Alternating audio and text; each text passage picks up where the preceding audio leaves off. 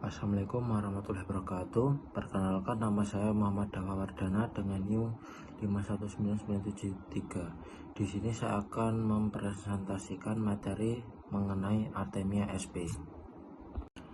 Yang pertama ada taksonomi dan klasifikasi. Artemia ini sendiri memiliki klasifikasi yaitu filum Arthropoda kelas krustasea, yang menunjukkan bahwa Artemia ini sendiri termasuk hewan air seperti udang atau kepiting. Kemudian memiliki ordo Anastrasa, famili Artemidae, genus Artemia, dan spesies Artemia sp. Artemia yang sering dimanfaatkan biasanya itu ada Artemia salina. Oke, yang kedua ada morfologi.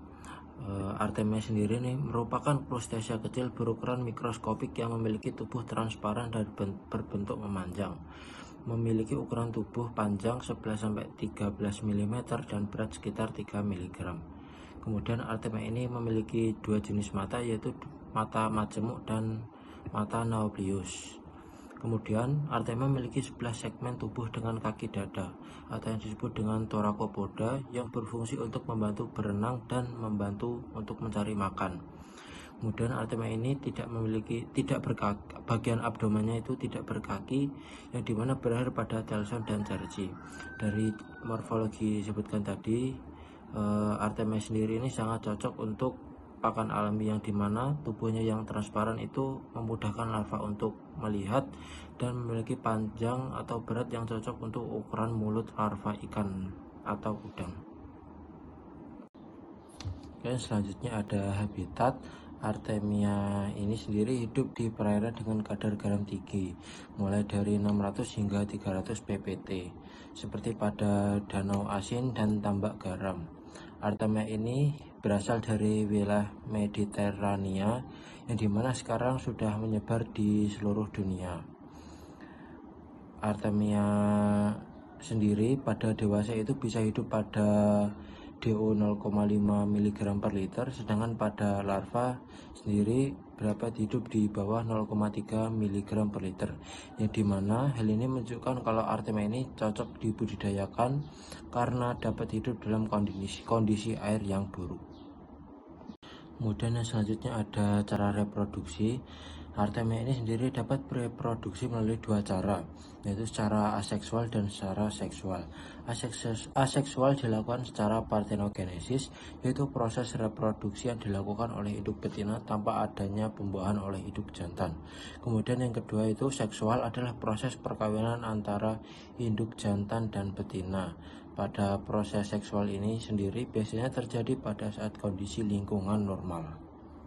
Berdasarkan proses perkembangan Artemia dapat dilakukan secara ovipar dan ovovivipar, tergantung pada kondisi lingkungannya. Pada kondisi yang sesuai atau kondisi yang optimal, Artemia ini sendiri biasanya berkembang dengan cara ovovivipar, yang dimana sel telur yang telah dibuai akan berkembang dalam telur tersebut berkembang di dalam tubuh induk betina dan dikeluarkan dalam bentuk naupli yang berenang bebas. Kemudian pada kondisi yang ekstrim biasanya terjadi perkembangan ovipar. Sel telur di dalam tubuh induk Artemia berkembang hingga tahap gastrula saja dan akan dilindungi atau dibungkus oleh cangkang berwarna oranye hingga coklat tua yang keras, yang mengandung hermatin, lipoprotein, dan kitin. Telur yang bercangkang coklat yang keras ini kemudian dikeluarkan dalam bentuk telur atau yang kita kenal sebagai kista Artemia. Kemudian selanjutnya ada siklus pertumbuhan Artemia. Pada tahap pertama yaitu kista Artemia itu kering. Pada tahap ini itu kista dapat disimpan selama bertahun-tahun dan hanya dapat menetas kita terkena air atau dalam kondisi lingkungan yang mendukung. Kemudian saat kista menyerap air masuk ke dalam kista dan mulai mengembang. Pada proses ini kista akan menetas kurang lebih selama 24 jam setelah perendaman atau saat terkena air. Kemudian setelah itu kista menetas dan embrio keluar. Embrio itu keluar dari cangkang kista namun masih dilapisi membran pelindung yang disebut umbrella stage. Kemudian larva Kemudian tahap selanjutnya ada larva atau Nauplius yang dapat berenang bebas. Setelah keluar dari membran, larva disebut Nauplius dan mulai berenang bebas, yang memiliki ukuran 400-500 mikroskopik dan memiliki warna oranye terang dan belum memiliki organ pencernaan lengkap. Pada tahap ini disebut dengan tahap instar 1. Setelah instar 1 lanjut ke tahap instar 2, di mana setelah 8 jam Nauplius akan ganti kulit dan menjadi instar 2. Pada tahap ini Artemia morfologi Artemia mulai terlihat seperti alat makan, organ pencernaan aktif, dan mulai mengonsumsi mikroalga, bakteri, dan detritus. Kemudian selanjutnya ada instar egg, di mana pada tahap ini mulai terjadi pembentukan alat kelamin dan tubuhnya makin mirip Artemia dewasa. Pada tahap ini dapat dibedakan antara Artemia jantan dan Artemia betina secara morfologi. Setelah instar egg lanjut ke Artemia dewasa. Artemia dewasa ini sendiri biasanya memiliki umur 1-3 minggu setelah penetasan dan memiliki ukuran tubuh sekitar 1 cm. Pada Artemia dewasa ini sudah mampu berpasangan dan berkembang biak baik secara seksual maupun partenogenesis. Kemudian pada tahap terakhir Artemia betina mencari pasangannya dan bisa menghasilkan telur atau kista. Seperti yang saya jelaskan tadi, jika dalam kondisi yang baik, Artemia akan bereproduksi secara ovovivipar dan pada kondisi buruk akan bereproduksi secara ovipar. Dan kemudian tahap ini akan berawal ke tahap awal tadi yang kista Artemia. Kemudian selanjutnya ada kandungan nutrien. Kandungan nutrien utama yang ada pada Artemia sendiri ini yaitu protein, asam amino esensial, lemak, karbohidrat, serta jumlah mikronutrien yang penting lainnya. Berdasarkan hasil penelitian Wibowo et al. Tahun 2013, kadar protein Artemia dapat mencapai hingga 60% yang menjadikannya sebagai sumber protein hewani berkualitas tinggi. Kualitas tinggi ini untuk menjaga pertumbuhan awal organisme akuatik. Selain itu, Artemia juga mengandung karbohidrat sekitar 20% dan lemak sebesar 20%, yang dimana berfungsi sebagai sumber energi cepat bagi larva. Kandungan abu yang mencerminkan mineral esensial berkisaran pada angka 4%, sementara pada kadar air sekitar 10% yang disebutkan dari jurnal Wibowo et al. Jika dibandingkan dengan jenis zooplankton lainnya seperti Moina, Dapnia, dan cacing sutra, Artemia memiliki kandungan nutrisi yang relatif lebih seimbang, khususnya dalam kombinasi antara protein dan lemak. Kemudian selanjutnya ada cara budidaya dari Artemia. Cara budidayanya ini dapat dilakukan secara sederhana, yaitu menggunakan botol dan aerasi.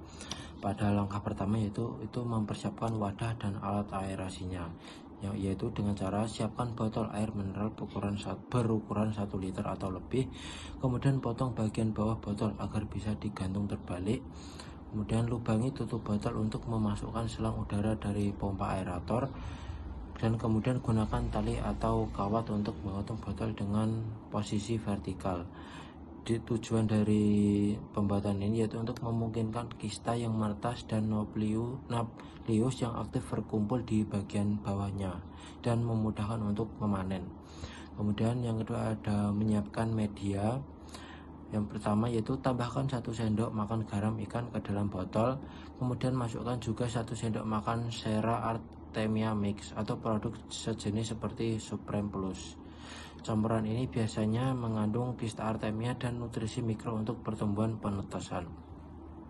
Kemudian selanjutnya untuk menambahkan air, botol diisi dengan air mineral hingga penuh, kemudian gunakan air tanpa kaporit atau bisa menggunakan air akuarium yang sudah diendapkan. Tujuan dari penggunaan ini supaya bebas klorin dan terpenting untuk mencegah kematian embrio Artemia. Kemudian selanjutnya ada proses aerasi dan penetasan. Langkahnya itu nyalakan pompa udara atau aerator dan aliran oksigen melalui selang udara ke dalam saluran. Dan kemudian biarkan aerasi berlangsung selama 1 kali 24 jam penuh tanpa gangguan. Tujuan aerasi ini untuk menjaga kista tetap melayang dan tidak mengendap di dasar di dasar botol yang bisa membuat gagal menetas. Dan oksigen ini diperlukan oleh embrio dalam kista agar bisa berkembang dan menetas. Kemudian tahap selanjutnya itu untuk pemisahan artemia setelah menetas. Setelah 24 jam matikan pompa air dan didiamkan selama kurang lebih 20 menit agar artemia mengendap secara alami. Kemudian terakhir selanjutnya ada panen artemia. Panen dapat dilakukan dengan cara membuka tutup botol dan keluarkan air bagian bawah secara perlahan ke wadah lain yang sudah dipasang saringan halus. Pada tahap ini hanya artemia yang berwarna oranye yang diambil, karena itu tandanya artemianya itu biasanya masih aktif. Kemudian terakhir yaitu membilas artemia. Saat artemia masih di dalam saringan, artemia dibilas dengan air mineral bersih sebanyak 2 kali, dan pastikan bilasannya dilakukan secara lembut agar artemia tidak mati. Tujuan dari pembersihan ini yaitu untuk menghilangkan sisa garam, bakteri, atau larutan sisa dari media pemeliharaan, dan membuat artemia lebih aman jika akan langsung diberikan ke larva ikan maupun udang. Kemudian terakhir ada aplikasi artemia dalam aquaculture. Artemia sendiri ini memiliki banyak manfaat dalam bidang aquaculture.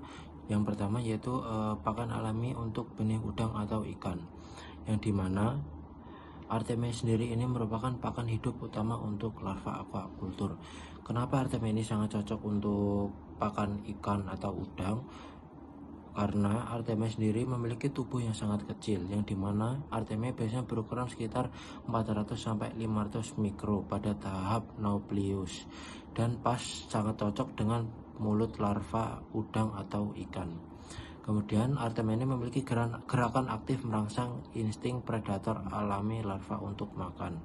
Kemudian artemia juga memiliki kandungan nutrien tinggi, yang dimana memiliki protein hingga 60%, lemak 20%, karbohidrat 20%, dan sangat cocok untuk fase awal pertumbuhan ikan maupun udang. Kemudian yang kedua ada campuran dalam pakan buatan.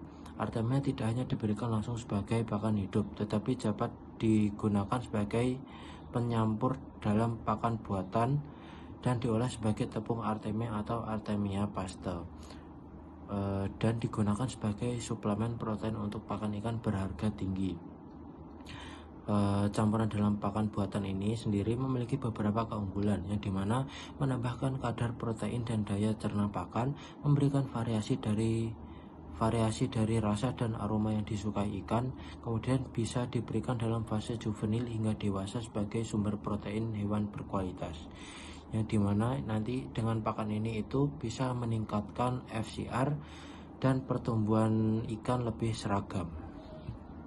Kemudian sebagai media perantara untuk zat penting atau bioenkapsulasi, dimana artemia ini sendiri bukan hanya pakan tetapi juga jalur untuk zat gizi dan imunostimulan, yang dimana proses pemasukan zat tertentu ke tubuh artemia sebelumnya diberikan ke larva, yang biasanya dengan merendam artemia dalam larutan berisi zat aktif seperti vitamin, probiotik, imunostimulan, obat antimikroba, vaksin oral, yang dimana berfungsi karena artemia akan menyerap zat-zat penting tersebut.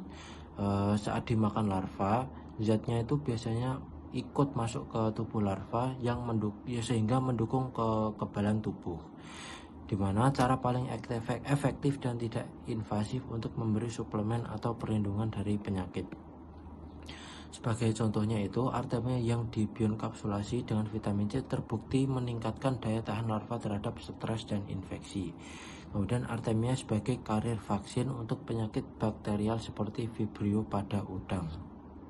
Kemudian ini daftar pustaka yang diambil untuk materi kali ini. Sekian presentasi dari saya mengenai artemia. Mohon maaf apabila dalam penyampaian terdapat kesalahan, kekurangan, atau hal-hal yang kurang berkenan. Kurang lebihnya mohon maaf. Sekian, terima kasih. Wassalamualaikum warahmatullahi wabarakatuh.